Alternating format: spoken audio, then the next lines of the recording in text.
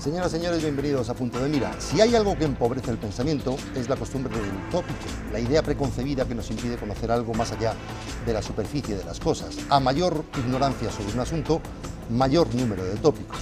Los que no son como nosotros, los que viven de manera muy distinta, son precisamente la diana preferida, perfecta del tópico. Hoy queremos mostrarles un ejemplo de ello. Les llamamos indigentes, mendigos, transeúntes, vagabundos, personas sin hogar, sin techo. Y les metemos a todos en el mismo cajón mental para ordenarlos. Un cajón que se rompe cuando descubrimos que solo 15 de cada 100 personas así piden limosna. Los demás no, o que el 16% tiene estudios universitarios. Hay de todo en la calle, también muchas víctimas del alcoholismo o de una pérdida de rumbo que ocurrió hace tanto tiempo que ya ni lo recuerdan. Suelo dormir en la puñetera calle. En la puñetera calle. No, porque eso de las estaciones es complicado. Luego que si te quieres un colacao, que si quieres una sopa, que ahora tienes que irte a no sé dónde, que prefiero estar, bueno, pues eso, en la puñetera calle. Yo no quiero ir a un albergue. Yo quiero irme a casa, pero tener casa para decir, es mi casa, pero yo no puedo tener casa en mi casa, es su casa. En su casa tenemos que aceptar por sus condiciones. Hay que entrar una hora, hay que salir una hora, hay que respetar unas normas, como siempre. A menos 27 empieza uno pues, a congelarse, ¿no? Pero si nos queda una risa para dejar un lindo cadáver con risa, mejor. Pues hoy vamos a conocer testimonios de mujeres y hombres que viven en la calle, pero que, por ejemplo, buscan trabajo. La crisis ha cambiado el perfil de quienes terminan durmiendo sobre unos cartones en cualquier rincón. Y vamos a reflexionar sobre este asunto con la ayuda de nuestros dos invitados. Hildegard Álvarez es la directora de la Fundación Impulso Solidario. Ellos no solo atienden a personas sin techo, sino que desarrollan proyectos reales para que esas personas vuelvan al trabajo y a lo que consideramos en la vida normal.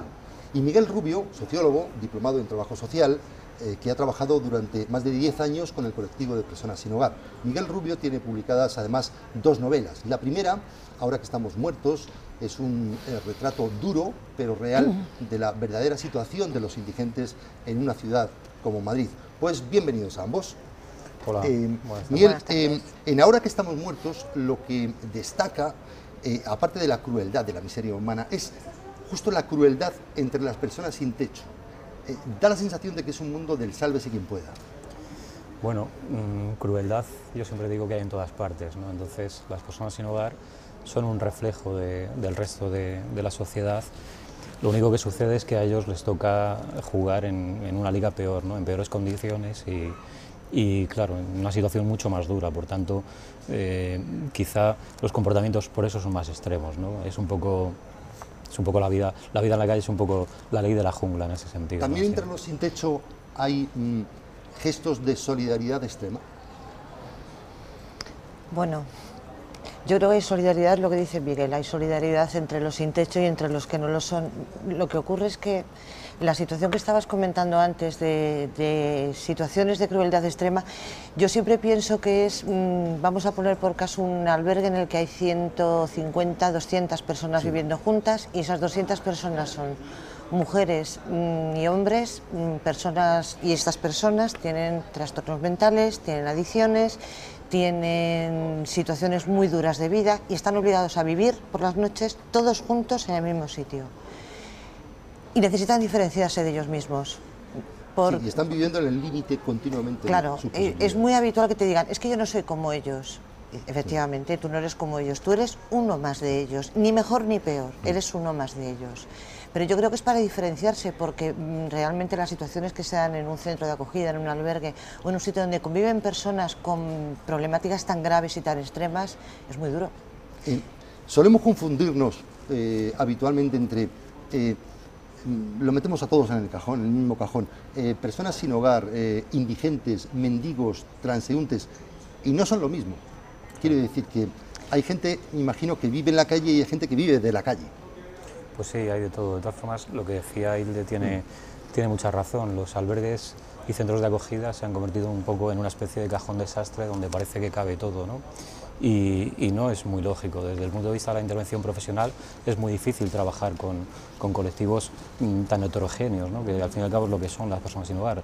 A nosotros nos viene muy bien clasificarles así para estudiar sus comportamientos y demás, pero no tienen muchas veces nada que ver, ¿no? Y en un albergue pues se obliga, como decía ella, a convivir a un desempleado que está pasando por una mala racha, con un enfermo mental, con un toxicómano, con un inmigrante, en fin, ¿no?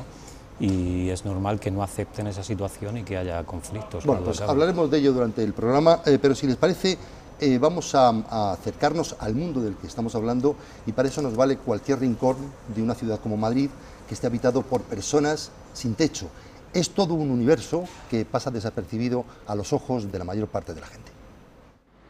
Amanece Madrid ajena a la vida paralela que transcurre bajo la Plaza de Colón, un pasadizo que da cobijo cada noche a más de 15 personas, arropadas por cartones y mantas, decenas de caminos truncados, de historias, de derrotas. Son los sin techo. Y una noche pasé por aquí, ya te digo, y vi gente dormir y dije, pues, como la canción esa, donde pongo mi sombrero, donde dejo mi sombrero, tengo mi casa. Debajo del cuadro, esa es mi zona, ahí pongo mi habitáculo. Él es, desde hace 8 meses, uno de los habitantes de la calle. La crisis le dejó sin nada. Yo me considero una persona fuerte y me he dado cuenta de que no era fuerte. Perdí un dinero que tenía, perdí trabajo, me perdí inclusive yo y ya me encontré que dije, bueno, ¿qué coño hago yo? Yo no lo imaginaba. Tú me dices las navidades pasadas en la calle y tal, y no sé qué, no sé cuánto, y dije, allá en la calle. Y es que en la calle puede acabar cualquiera. Tenía estudios, trabajaba como comercial y meses después luchaba contra la idea del suicidio. ¿Pensaste realmente en el suicidio? Sí. Yo estaba llorando todas las noches. Como él, cientos de personas viven y duermen en la calle. Muchos son víctimas de la destrucción del empleo. Una empresa que trabajé en ella y fracasó y me quedé. Y hay una cantidad de gente que está totalmente abandonada. Bajo puentes, en plazas, en hostales a la intemperie en los que comparten morada personas que no siempre coinciden con los estereotipos. El 30% de las personas sin hogar es abstemia y no toma drogas, el 50% busca trabajo de manera activa y el 15% tiene estudios superiores. Intento tener todavía la cabeza amueblada para, si salgo de esta situación, no me cueste tanto el volver a sujetarme a un horario, a unas responsabilidades, a una serie de cosas. Cuando se van, quedan sus huellas.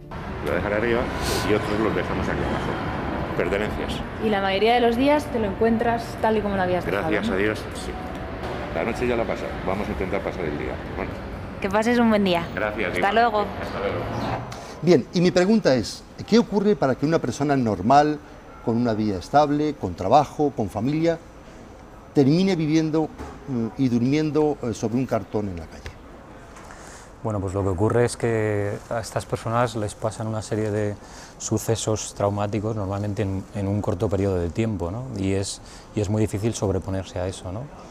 A partir de ahí, cuando uno termina en la calle, quiero decir, no se puede llegar a nada peor, ¿no? Hay una teoría que dice que habitualmente a la mayor parte de los humanos nos ocurren 3 o 4 sucesos dramáticos del tipo perder un hijo a lo largo de nuestra vida, un divorcio o una pérdida de trabajo a lo largo de nuestra vida.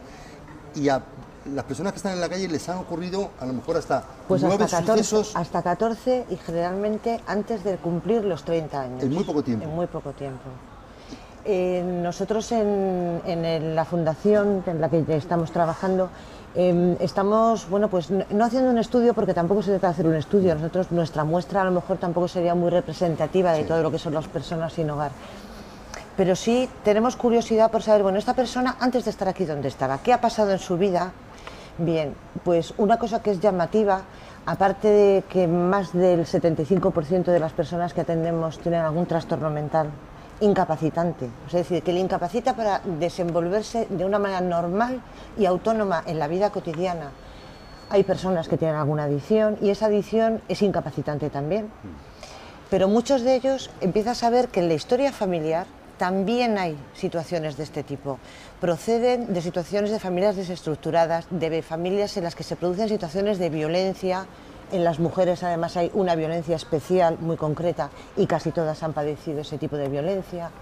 Entonces ves, por decirlo de una manera un tanto tosca, que parece como si el guionista les hubiera puesto el dedito encima y estas personas, bueno, pues tuvieran más boletos dentro de la lotería para que les tocara algo. A mí me da la impresión, es una impresión personal, de que la sociedad, cuando ve a alguien, a un sin techo, que está alcoholizado o que se nota que depende de las drogas, lo que hace es culpabilizarle, él se lo ha buscado. Pues sí, normalmente es lo que hacemos, ¿no? Y una de las cosas, al hilo de lo que comentaba también Hilde, una de las cosas que más satisfacción me ha producido después de publicar Ahora que estamos muertos, es que mucha gente me ha comentado que después de leer el libro, por primera vez se fijan en la gente que he tirado en la calle, ¿no?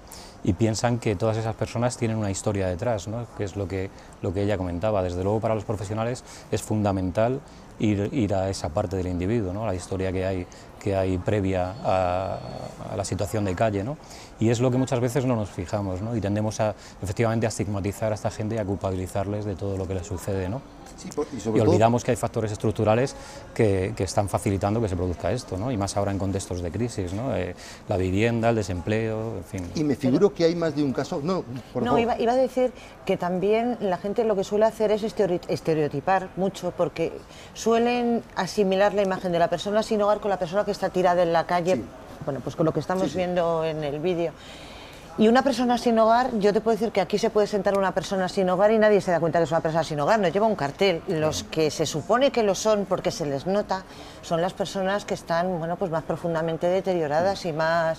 Pero... Sí, porque hay personas sin hogar que trabajan y que cuando terminan el trabajo se van a un albergue porque el sueldo no les da para pagarse un piso, una pensión y además comer y además... Sí. Efectivamente, yo suelo comentar muchas veces que estas personas, como los que hemos visto en el vídeo, son los más pobres de entre los pobres, ¿no? Es decir, hasta en esto parece que hay clases sociales, ¿no? Hay gente bueno, entre las personas sin hogar que manejan un poco la red asistencial de recursos y hay otros que nunca tienen acceso, ¿no? Que son estos que están durmiendo en la calle entre cartones, ¿no? Y esto es lo terrible, ¿no? Que por un lado los recursos son escasos, pero también hay que salir a trabajar con estas personas, ¿no? Intentar captarles, ¿no? De alguna manera y trabajar con ellos, porque estos, como digo, son los que no acceden a nada, ¿no? Y los que más lo necesitan, claro. ¿Cómo ha cambiado en los últimos 5 años, por ejemplo, el perfil de las personas sin techo? ¿Hay más mujeres, hay más indigentes, hay más jóvenes, hay más familias enteras? A ver, yo quería hacer una precisión porque estamos utilizando indistintamente el término indigente, mendigo. Esto se corresponde simplemente con digamos, con un mayor conocimiento histórico que ha ido habiendo acerca del colectivo, por llamarlo de alguna manera, porque no es un colectivo tampoco, y con un mayor ajuste a cómo les percibimos socialmente. Hablábamos de los vagabundos y de los indigentes cuando existía la ley de vagos y maleantes, donde bueno, pues esto era un delito y entonces se les encerraba en el actual albergue de San Isidro, que tenía otro sistema de funcionamiento, etcétera. Pero claro, a medida que el trabajo social ha ido profundizando y viendo pues, cómo la gente ha llegado aquí y realmente quiénes son estas personas, ha ido cambiando también la manera de denominarlas. Y esto ha supuesto una mejora cualitativa, tanto en la manera de tratar con ellos y de trabajar con ellos, como en la manera de percibirlos. No es lo mismo decir que esta persona es una indigente, que es una persona sin hogar, que tiene unas connotaciones muchísimo más amplias que abarcan también lo afectivo, abarcan la red social, abarcan el empoderamiento que hay de la situación en la que están. Pero vuelvo a mi pregunta. Si es verdad, sí, yo voy a tu pregunta. Sí. Si es verdad hay más mujeres, ha cambiado el perfil. Se ha feminizado la pobreza extrema, por ejemplo. Hay más mujeres, hay más grupos familiares, hay más jóvenes. Y hay más jóvenes. Con un nivel formativo mucho mayor, hay más inmigrantes. Y hay gente que ha pagado seguridad social durante 20 años. Claro. Y ahora son los dispositivos asistenciales los que tienen que adecuar su oferta a esto. Es decir, antes la mayoría de los centros estaban orientados al transeúnte, digamos, tradicional, ¿no? Que era este que todos tenemos en mente, ¿no? De la persona, el varón de mediana edad, alcohólico y tal. soltero, sin lazos familiares, y todo eso ha cambiado porque han aparecido nuevos grupos de personas que se han quedado en la calle, ¿no?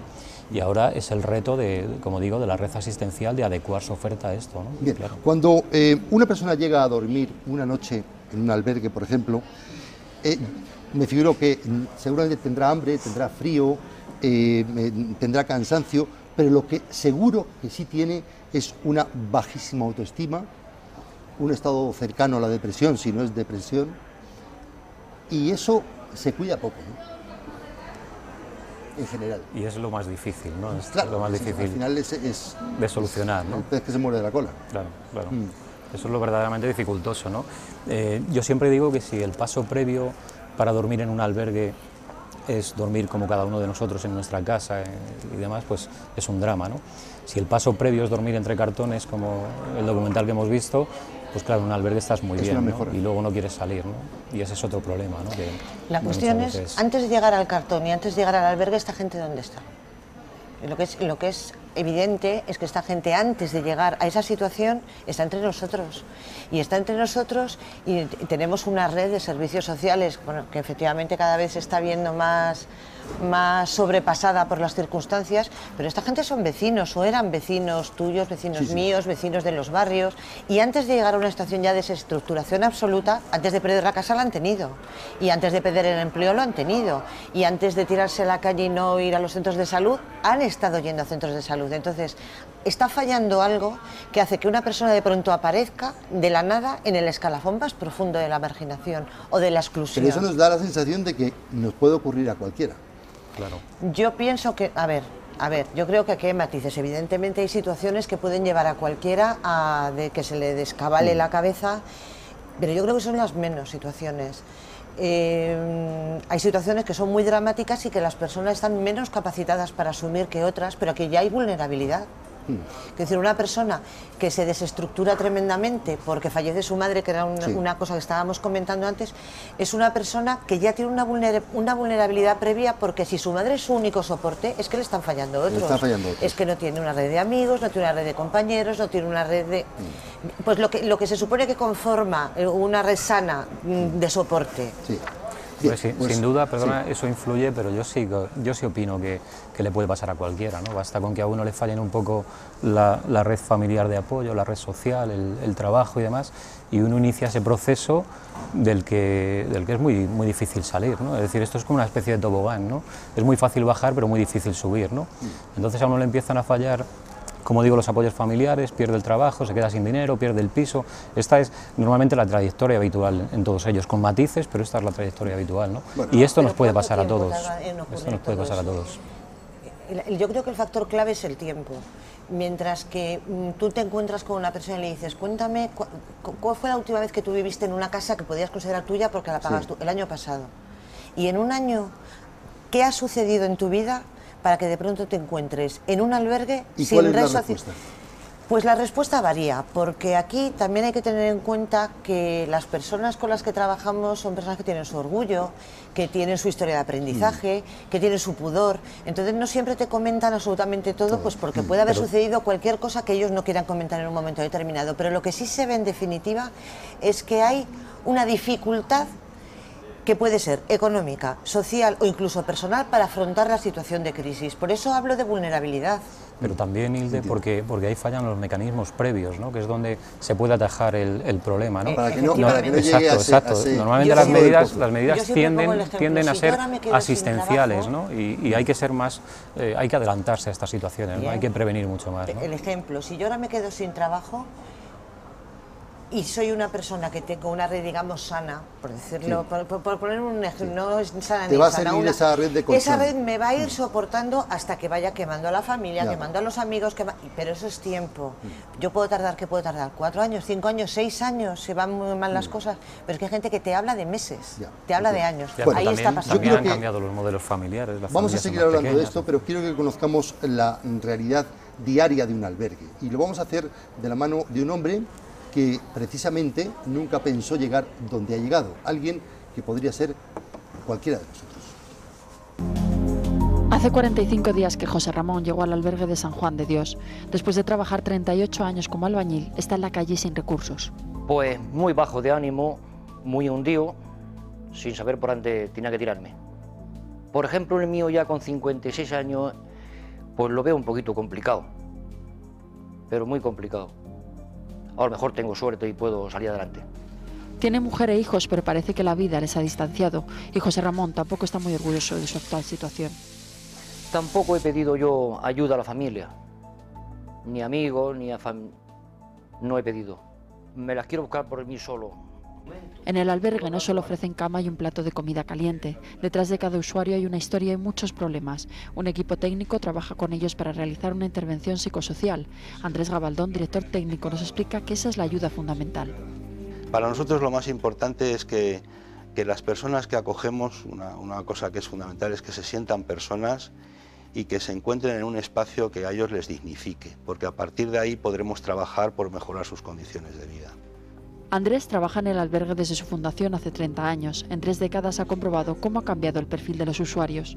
Era un perfil pues mucho de gente muy itinerante, más indigente, con un perfil mucho más cerrado, ¿no? Más lo que es pura pobreza. Y ahora está llegando gente pues que ha cotizado 20 años a la Seguridad Social, que habitualmente ha estado trabajando y que en un momento dado se quedan desconectados del mercado de trabajo y tienen una gran dificultad. Desde el último trimestre de 2008 ha habido un incremento de un 30% en la demanda de alojamiento. Las estancias son cada vez más largas, además ha empezado el frío, así que las 140 camas de San Juan de Dios están ocupadas. José Ramón está deseando encontrar un trabajo, volver a ganar dinero y recuperar su vida. Y yo me pregunto, a partir de cierto momento, una vez que uno está en la calle, volver a engancharse a la vida que consideramos normal es casi imposible. ¿Es especialmente difícil? Sí. Porque uno pierde las referencias de la disciplina horaria. Pero no solamente, yo creo que es también por una cuestión de autoprotección de la persona. Si tú estás acostumbrado a levantarte todos los días con un objetivo, yo me tengo que levantar a las 8 de la mañana, a las 7 de la mañana, me ducho, me afeito, yo no, desayuno, te vas al trabajo, te relacionas con la gente, luego tienes una vida normalizada, tienes unos ingresos que te permiten hacer cosas y de pronto la situación que se hace que todo eso desaparezca. Pierdes el objetivo que te hacía levantarte todas las mañanas, pierdes poder adquisitivo en una sociedad en la que el señor dinero es quien lo regula todo, pierdes el trabajo. Una persona que no trabaja es una persona que ya es inválida por la razón que sea. Y entonces, y te ves en la calle, eso tiene que ser algo tan terrible, tan tremendo, que yo creo que el cerebro tiene que sufrir un proceso de adecuarse y decir, mira, me tengo que ajustar a esto, porque si no me ajusto a esto, es que ¿qué me queda? De hecho, y ahora vas y te ajustas. Se tiene como un estigma. Quiere decir, la gente que ha estado en la calle, si vuelve a reengancharse a una vida normal, no lo cuenta nunca, ¿no? Claro, claro. Pero además es que, lo decíamos antes, es muy difícil salir de ahí, pero tampoco el sistema acompaña. Quiero decir, por un lado, es verdad que ellos tienen su parte de responsabilidad, qué duda cabe. A la gente hay que hacerle responsable de su proceso, ¿no? de su proceso de cambio, si no es imposible, ¿no? Pero lo que comentábamos al principio, tampoco los dispositivos ayudan en este sentido, ¿no? Porque es muy difícil trabajar las problemáticas una a una cuando estás en un centro con 300 personas, ¿no? Esto es muy complicado. Pero, por ejemplo, uno siempre se pregunta, ¿por qué hay mucha gente que está en la calle y no quiere ir a los albergues? Porque hay disciplina, porque hay unos horarios. ¿Por qué ocurre esto? ¿Por qué te encuentras a más de una persona sin techo en la calle que dice, yo no quiero ir a Esto hay un poco de todo, Antonio, y no siempre es cierto. Es verdad que hay muchos que podríamos catalogar como crónicos, por llamarlo de alguna manera, que es verdad que no quieren ir o manifiestan que no quieren ir a los centros, ¿no? También es verdad que los centros casi siempre están llenos. Entonces, cuando una persona está tirada en la calle y va 3 tardes a pedir cama a un sitio y le dicen que no, pues el cuarto día ya no va, ¿no? Pero también es verdad, y esto hay que comentarlo, que las personas que están en los centros no quieren salir de allí. Esto es así, ¿no? Entonces se dan un poco las dos situaciones, ¿verdad? ¿En qué consiste un trabajo eficaz para reenganchar socialmente a una persona que está en la calle? ¿Cuál es? ¿Me lo preguntas? Sí. La fundación que dirige, por ejemplo, ¿qué es lo que hace? ¿Cómo se plantea la situación? Bueno, nosotros trabajamos con muy pocas personas porque precisamente el trabajo es tan intensivo, el que hay que hacer con las personas que nos llegan, que si nos llegasen otras... Nosotros partimos de la situación individual de cada uno, haciendo luego algún proyecto de tipo más genérico que pueda beneficiar a la mayoría. Pero nosotros partimos, bueno, ¿cuál es la historia tuya? ¿Cuál es tu situación? ¿Y tú qué es lo que quieres? ¿Cuál es tu objetivo? Todo el mundo te dice que trabajar, bien, pero no siempre es posible trabajar. Porque si tú vas a trabajar, si ahora consiguieras un trabajo en la situación en la que estás, lo más probable es que lo perdieras. ¿Por qué? Pues porque hay una adicción, porque hay un problema grave que tienes que solucionar relacionado con asumir normas, con tu capacitación profesional. Tú llevas mucho tiempo sin trabajar y ahora mismo lo que tú sabes no sirve porque tus conocimientos están desfasados. Entonces lo que intentamos es establecer qué es lo que esa persona necesita con esa persona, no solamente los profesionales en una reunión. Bueno, ¿y tú qué necesitas para conseguir este objetivo de trabajar? Pues necesitaría bueno, pues tener un alojamiento y tener un sistema en la que la salud me acompañe. Y intentamos trabajar en esa línea. ¿Qué es lo que ocurre? Pues que la realidad no es así. La realidad no es así. Ni es fácil encontrar trabajo y cada vez menos. Ni es fácil personas, por ejemplo, que tienen 40 y pico años ahora mismo, a no ser que seas un profesional cualificadísimo y en un sector en el que haya demanda, pues probablemente seas ya un parado para toda la vida. La situación. Claro. Quiero que hablemos de Ahora que estamos muertos. Es una novela, es un retrato, es casi una foto fija de la vida de un día o de 2 días de una serie de personas sin techo en la ciudad de Madrid. Y es una novela que se ha convertido en un libro de consulta obligado en la Universidad Complutense. Así es. ¿Esto por qué es? Bueno, pues yo creo que porque refleja bastante la situación de las personas sin hogar, ¿no? Es un libro muy duro, pero como lo es la propia realidad de esta gente, ¿no? Y yo creo que desde ahí, pues, bueno, puede servir como herramienta para los nuevos profesionales, ¿no? Para acercarse a este colectivo. Sí. Hay mucho divorciado y mucha maltratada que termina en la calle. Yo creo que no es que haya mucha maltratada que termina en la calle, sino que muchas mujeres que están en la calle han sido maltratadas. Y han sido maltrato de todo tipo, claro. O sea, que no todas las mujeres maltratadas van a acabar en la calle, evidentemente, pero un porcentaje elevadísimo de mujeres de la calle han sido maltratadas. Esto sí que es un círculo vicioso, ¿no? Un poco pasa con los trastornos mentales, con las adicciones, es decir, ¿qué es primero, el consumo de alcohol o de drogas a la situación de calle? ¿Es previo, es posterior? Pues en unos casos es consecuencia y en otros es causa, ¿no? Pero la calle crea mucho alcohólico, por ejemplo. Claro. Me imagino, ¿no? Claro, es una manera de refugiarte, ¿no? Y olvidarte un poco de la fealdad que tienes alrededor, ¿no? Claro. Bien, pues no quiero que perdamos la referencia de los testimonios que en realidad son los protagonistas de este programa, testimonios y escenarios que están cerca de nosotros cualquier día o cualquier noche de invierno en cualquier gran ciudad. Lo peor es que hace una de todo, ahí se pone ahí cualquier cosa con tal de taparse. Hay gente todavía, por lo menos, que trae algo caliente y eso, y por lo menos... Pasarlo se pasa mal, pero lo tienes que llevar como viene. Te dan hasta ganas de cortarte las venas y a veces lo haces. Buenas noches. Buenas noches. ¿Cómo te llamas? Salvador. ¿Cuánto tiempo llevas viviendo en la calle? Pues en la calle ni se sabe. María Santísima el que lo sabe. Bueno, y si sabes, serán 5 años, 10, 20. Llevo aquí en Madrid 60 años. ¿Viviendo en la calle? En la calle no, en la calle debo viviendo 2 o 3 años. ¿Y por qué has acabado en la calle? ¿Qué te ha pasado para que Hombre, he acabado en la calle porque estoy aburrido, no tengo familia aquí y estoy muy... En una palabra, estoy completamente cohibido. ¿Y solo? Solo. ¿Cómo llevas el tema del frío? Joder, pues muy mal, fíjate el tema del frío. Lo que te da el gobierno no te alcanza. El que pasa hambre en la calle es porque quiere, y el que es borracho en la calle es porque quiere, y es alcohólico porque quiere. Esto es una vergüenza.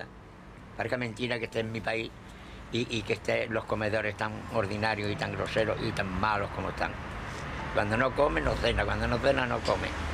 Así que se tiene uno que mantener la regla de 3. Bueno, pues un anciano de 74 años, como el que acabamos de ver, viviendo en la calle, ¿es el paradigma del fracaso de la sociedad? Sin duda, a mi juicio, sin duda. Sobre todo porque debería haber dispositivos específicos, ¿no? Para personas en esa situación de vulnerabilidad, ¿no? Claro. Sí, porque a este señor, además la cabeza le funcionaba perfectamente. Quiere decir que seguramente su único problema es que es un hombre anciano que ha perdido las ganas de vivir o la esperanza. Claro, yo en el tiempo que trabajé en un centro de acogida vi ejemplos de todo tipo, ¿no? Desde trabajadores temporeros que pasaban por Madrid porque iban a otro destino a buscar un trabajo de recogida de fruta o de lo que fuera, y que ingresaban en un albergue en principio de manera provisional durante 15 días y esos 15 días se convertían en 3 años, ¿no? Entonces, claro, algo falla en el sistema, ¿no? Algo falla cuando esos trabajadores se quedan ahí, cuando hay ancianos en la calle que deberían estar en residencias, en fin. ¿Hay mucho racismo entre los sin techo? Bueno, se están produciendo situaciones de racismo. Perdón, lo pregunto porque, de hecho, en las estadísticas que uno mira, resulta que ahora el 60% de las personas que viven en la calle son inmigrantes. Claro, lo que ocurre es que recursos que estaban a disposición o que eran exclusivos de personas en situación de exclusión, como eran las personas sin hogar, se han convertido en el recurso para todo el que tenga una necesidad, y la población inmigrante sin documentos o que se queda en la calle acaban recurriendo también a ese tipo de dispositivos. Entonces es habitual encontrar a gente diciendo, claro, es que vienen los morenos y me quitan la plaza de albergue. Bueno, la plaza de albergue es para el que la necesita, no para los morenos o para los rubios, pero ellos entienden que por ser de aquí ellos tienen derecho. Yo creo que eso tiene que ver un poco con las clasificaciones que decíamos al principio del programa, ¿no? Que nosotros les introducimos en un cajón, ¿no? Y ellos asumen esa etiqueta, ¿no? Yo recuerdo que cuando, después de la crisis de las drogas en España, cuando a finales de los 80, principios 90, se incorporan muchos toxicómanos a los centros de acogida, los alcohólicos los aceptaban muy mal. Decían, no, es que estos no son como nosotros, tal. Luego ha sucedido lo mismo con los inmigrantes. Los toxicómanos estaban integrados, pero los inmigrantes eran los que venían a ocupar ese espacio que no les correspondía, ¿no? Y bueno, esto es lo que se da. Hemos hablado de Ahora que estamos muertos. Es un libro, es una novela de crítica social, que rezuma crítica social, que está seguido por la segunda novela de Miguel Rubio, Todos los años perdidos, que es una novela con una carga narrativa mucho mayor, pero en la que también rezuma la crítica social. Yo lo que quiero es desear tanta suerte a Todos los años perdidos como a Ahora que estamos muertos.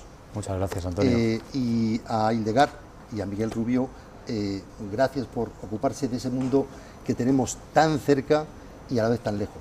Gracias y suerte. Gracias a ti. Muchas gracias a vosotros. Nosotros terminamos aquí. Saben que pueden enviar cualquier duda o sugerencia a la dirección de correo electrónico que aparece en sus pantallas. ¿Recuerdan la teología de la liberación que el Vaticano aplastó en tiempos de Juan Pablo II? Pues a los curas de la teología de la liberación les gustaba decir que en el mundo no hay pobres, sino empobrecidos. Gracias y hasta la semana que viene.